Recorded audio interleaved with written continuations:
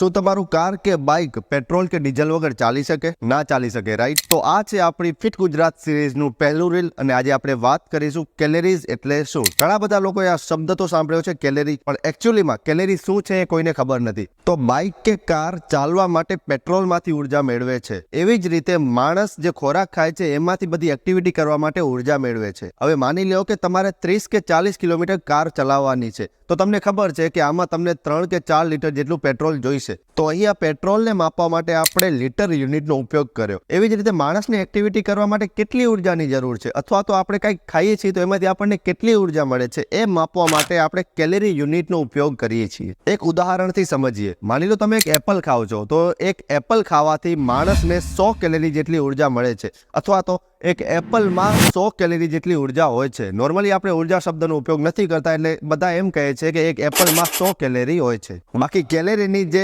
Scientific વ્યાખ્યા છે એ કેપ્શનમાં લખેલી છે.